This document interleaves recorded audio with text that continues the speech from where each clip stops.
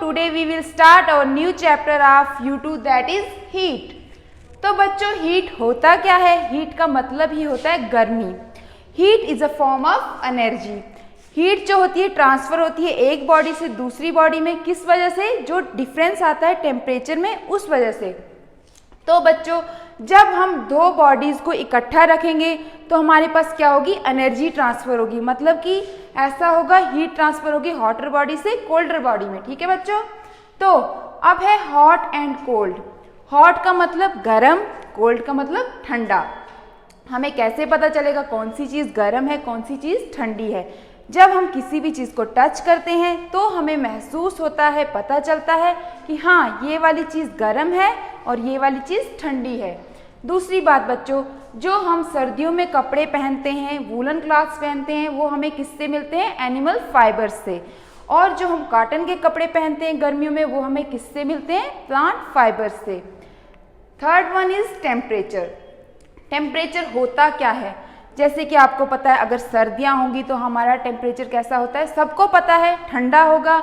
जैसे जैसे गर्मी आएगी तो हम बोलेंगे ओह इट्स टू हॉट. इसका मतलब टेम्परेचर गर्म होता जा रहा है. तो टेम्परेचर का मतलब ही होता है डिग्री ऑफ हॉटनेस और कोल्डनेस ऑफ एन ऑब्जेक्ट. तो टेम्परेचर को हम मेजर करते हैं एक डिवाइस से जिसका नाम क्या है बच्चों? थर्मामीटर. थर्मामीटर एक डिवाइस होती है जिससे हम टेम्परेचर को नापते हैं. थर्मामीटर भी हमारे पास दो तरह के होते हैं, क्लिनिकल थर्मामीटर और लेबोरेटरी थर्मामीटर. जैसा कि मैंने आपको यहाँ पे डायग्राम शो किया हुआ है जो कि किसकी है? क्लिनिकल थर्मामीटर की. तो क्लिनिकल थर्मामीटर होता क्या है? द थर्मामीटर दैट मेजर्स और बॉडी टेम्परेचर. थर्मामीटर ऐसा थर्मामीटर, ये क्लिनिकल ऐसा थर्मामीटर है. क्लिनिकल थर्मामीटर वो थर्मामीटर है जो मेजर करता है हमारे बॉडी के टेम्परेचर को. तो ये किससे बना होता है? जैसे कि आपको यहाँ पे दिख रहा है, ये एक ग्लास ट्यूब का बना होगा. इसके अंदर एक बल्ब होगा. ये कोई ट्यूबलाइट वाला बल्ब नहीं है, एक बिल्कुल छोटा सा बल्ब होता है. इसी के अंदर हमारे पास मरकरी होता है. मरकरी लिक्विड होता है और वो थोड़ा थोड़ा शाइनी अपीयरेंस देता है. तो मरकरी का काम क्या होता है? हमें जैसे जैसे टेम्परेचर राइज होगा तो हमें पता चलेगा मरकरी की वजह से कि हाँ टेम्परेचर बढ़ रहा है.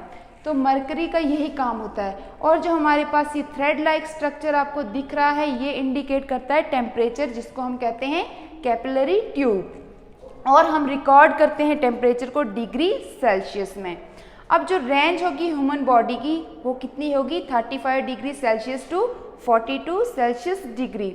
मतलब कि जब आप एवरेज में बॉडी का टेम्परेचर देखते हैं तो वो कितना होता है? 37 सेल्सियस डिग्री. तो बच्चों अब आप ये सोच रहे होंगे कि जब हम घर में होते हैं हमें तो बोला जाता है आपका बॉडी का टेम्परेचर 98 है, 99 है. तो वो क्या होता है? ऐसे तो हम इसको डिग्री सेल्सियस में नापते हैं, लेकिन जब हम घर में देखते हैं तो वो कितना होता है? 98, 99 वो होता है फ़ारेनहाइट में. ठीक है, डिग्री फ़ारेनहाइट. तो जो हमारे पास नॉर्मल बॉडी टेम्परेचर जो होता है दैट इज़ 98.6 डिग्री फ़ारेनहाइट. तो ये हमारे पास नॉर्मल टेम्परेचर होता है बॉडी का. तो अब जैसे कि क्लिनिकल थर्मामीटर तो हमने देख लिया क्या होता है, किससे बना होता है, कितना इसका टेम्परेचर होता है. अब हमें क्या प्रिकॉशंस लेने चाहिए? ऐसी कौन सी सावधानियां बरतनी चाहिए क्लिनिकल थर्मामीटर यूज़ करते वक्त? सबसे पहले तो जब हम इसे यूज़ करेंगे, यूज़ करने से पहले भी इसको वॉश किया जाना चाहिए और यूज़ करने के बाद भी. ठीक है बच्चों. और जब भी हमने इसको यूज़ करना है थोड़ा सा जर्क करना है. जर्क मीन्स थोड़ा सा इसको हिलाना है. हिलाने से क्या होगा? मरकरी का लेवल थोड़ा राइज करेगा. उसके बाद हम क्या करेंगे? अपनी टांग के नीचे थर्मामीटर को रख लेंगे, फिर बिल्कुल ही आराम से उसको निकालेंगे. फिर हम नोट करेंगे कितना हमारा बॉडी का टेम्परेचर है. और एक बात, अगर ऐसा ना हो कहीं आपका ये थर्मामीटर गिर जाए, बल्ब टूट जाए, तो फिर हमें उस टाइम इसको टच बिल्कुल भी नहीं करना चाहिए. ये आ गया हमारा क्लिनिकल थर्मामीटर. दूसरा हमारे पास होता है लेबोरेटरी थर्मामीटर. अब क्लिनिकल थर्मामीटर से हम अपनी बॉडी का टेम्परेचर चेक करते हैं, जबकि जो लेबोरेटरी थर्मामीटर है इससे हम किसी भी और ऑब्जेक्ट्स का टेम्परेचर चेक कर सकते हैं. जैसे कि हमारे पास लिक्विड आ गया. ठीक है, तो लिक्विड का टेम्परेचर चेक करने के लिए हम लेबोरेटरी थर्मामीटर को यूज़ करते हैं.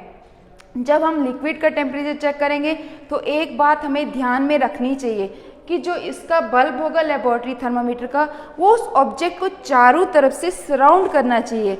जब वो उसको चारों तरफ से सराउंड करेगा फिर ही हमें पता चलेगा उस ऑब्जेक्ट का टेम्परेचर कितना है। और ये बात है कि जो लेबोरेटरी थर्मामीटर होगा उसको हमने सरफेस के साथ टच नहीं करना है। जैसे कि अगर हमारे पास यहाँ पे एक ग्लास मानो रख लिया, उसमें थोड़ा सा कोई हमारे पास केमिकल होगा in the form of liquid, this is our laboratory thermometer, ठीक है। तो ये कैसे होगा, अगर पानी होगा उसमें लिक्विड होगा तो लेबोरेटरी थर्मामीटर थोड़ा उस सरफेस के ऊपर रहना चाहिए, ऊपर रहेगा तो ही हमारे पास उसका टेम्परेचर हमें क्लियर नज़र आएगा। और ये चारों तरफ से सराउंड भी करना चाहिए हमारे किसको, इस ग्लास के अंदर जो मटेरियल है उसको, ठीक है बच्चों।